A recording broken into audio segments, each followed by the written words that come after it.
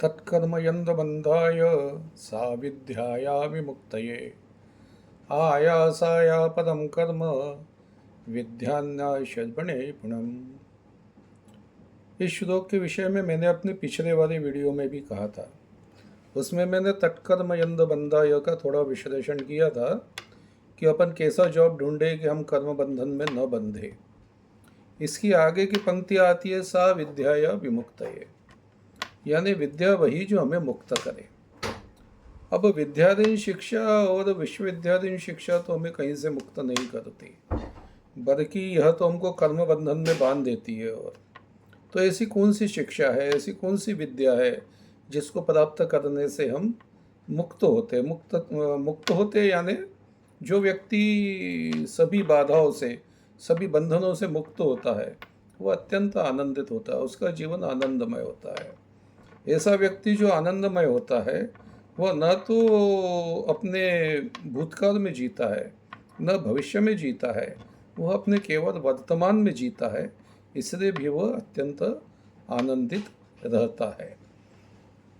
अब यह इसके लिए हमारी बुद्धि कैसे विकसित हो। आज तो कई हजारों लाखों लोगों की केवल भीड़ है और भेड़ चाल है।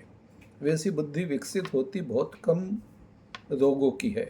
उसके लिए क्या करना चाहिए? उसके लिए जैसे कि विवेकानंद जी ने कहा है कि उत्तिष्ठ जागृत, उठो खड़े हो, सारा दायित्व अपने कंधों पे दो, सबके लिए खुद उत्तरदायी हो और ऐसे हर काम को करने के लिए हमेशा निकल पड़ो। तो जब व्यक्ति ऐसे सब दायित्व अपने कंधों पे देता है, हर चीज़ के लिए खुद को उत्तरदायी मानता है और कर्म क्षेत्र में उतरता है, तो उसको निरंतर नए नए अनुभव प्राप्त होते हैं और इन नए अनुभवों से वो सीखता है और उसकी बुद्धि निरंतर विकसित होती जाती है, वो विश्लेषण करता है। अब इसमें समय भी बहुत लग सकता है, तो कम समय में अधिक बुद्धि कैसे विकसित हो, उसके लिए दूसरों की बुद्धि से सीखना पड़ता है, यानी कि दूसरों के जो अनुभव है और उन्होंने अपने अनुभवों को किताबों में लिख के रखा है, उन अनुभवों को ग्रहण करना पड़ता है, उन किताबों को पढ़ना पड़ता है, उन पढ़ी हुई वाक्यों को, उन पढ़े हुए उनके अनुभवों को अपने जीवन में उतारना पड़ता है।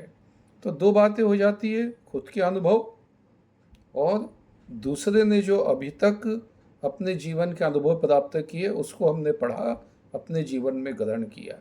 ये दोनों चीज़ें जब हम करते जाते हैं तो बुद्धि अत्यंत विकसित होती जाती है और हम सक्षम होते हैं कि हर प्रश्न के उत्तर के लिए जीवन में क्या जरूरी है, क्या सही है, क्या गलत है, इसका विश्लेषण जब हम कर पाते हैं तो दिमाग में उलझन नहीं होती, और जब उलझन नहीं होती तो चिंता नहीं होती। हम वर्तमान में जीते हैं, वर्तमान में जीते हैं और आनंदित रूप से जीते हैं। जब हम आनंदित रूप से जीते हैं तो हमें हमारे जीने का मकसद पता होता है, सत्य क्या है उसका ज्ञान होता है, और सत्य का ज्ञान होने पर ही अंत में इस जन्म मरण के चक्र से भी मुक्ति मिलती है।